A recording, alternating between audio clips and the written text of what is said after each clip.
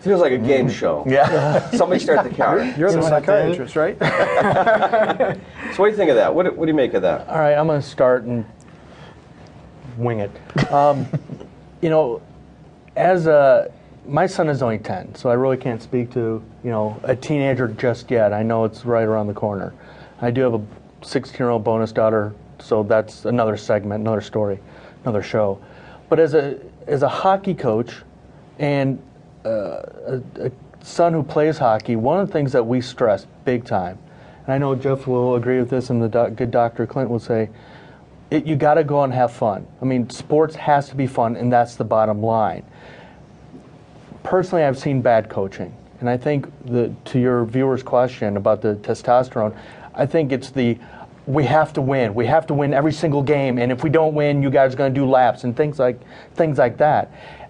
It starts as not only a parent but as a coach to stress to the kids, go out, have fun, but let's learn fundamentals at the same time. Yeah, I would also add that everything's a teaching moment, but it's also how you speak about the teaching moment. And in any certain situation, how you go about it. If you're always looking like you're preaching to a teenager or anybody younger about what you've learned there, what was that all about, then, it becomes a little monotonous. But if you say in the right words, what have you learned there, you're always making a child better. Every time I put my daughter to sleep, she's 8 years old, and I've been doing this since she was 2 years old, is I say, honey, sleep good, wake up better. And ultimately, I want her to sleep good from the day that's happened. We go over the day, what's happened, and wake up better that she learned more the day before. And I'll say that to her until I don't get to put her to bed anymore. And I think that's important because there's no certain age to start, and there's no certain age to stop. Everything's a learning moment, but it's also that communication, that openness that you have with them. Oh, I had the opportunity to interview Dr. Anthony Wolf some time ago, a couple years ago, and he's the author of the book, Get Out of My Life, But First Can You Drive Me and Cheryl to the Mall? Right. It's a great book on adolescence. One of the things that Dr. Wolf taught me was that the reason that teenagers can sometimes be like trying to give a cat a bath is because they first have to shed the image of their baby self. That's how they grow in adolescence. In order for our kids to become the great adults that they will be, they first have to psychologically get rid of the image that they were once a baby. And, of course, with that shedding, guess who's attached to the baby self? That's right. The parents. Mm-hmm.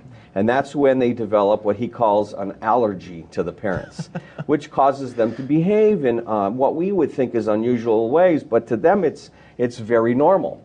And the two things that I think what Dr. Wolf pointed out was that girls begin to become allergic to the parents and shed their image by declaring, drawing lines every day, moment to moment, in your face.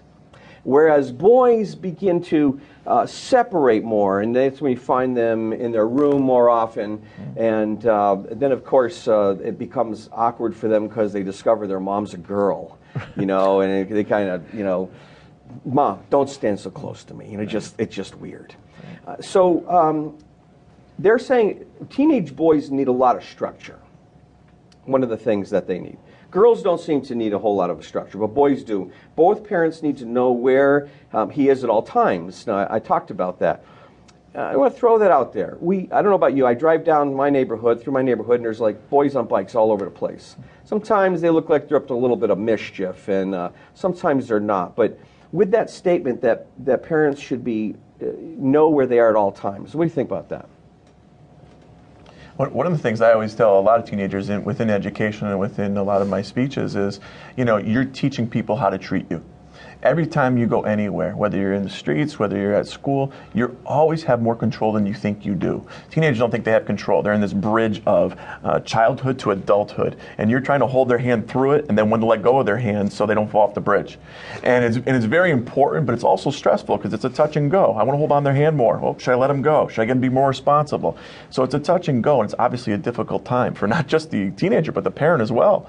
So, I think always stressing at a young age, even through teenage years, through adulthood, you're teaching people how to treat you by the way you talk, by the way you walk, by what you dress. You have more control than you think you do. Now, people will be unfair to you at times, but you still have more control than you think you do. I think that's really important for a teenager to understand because they think everyone's being on them, telling them what to do.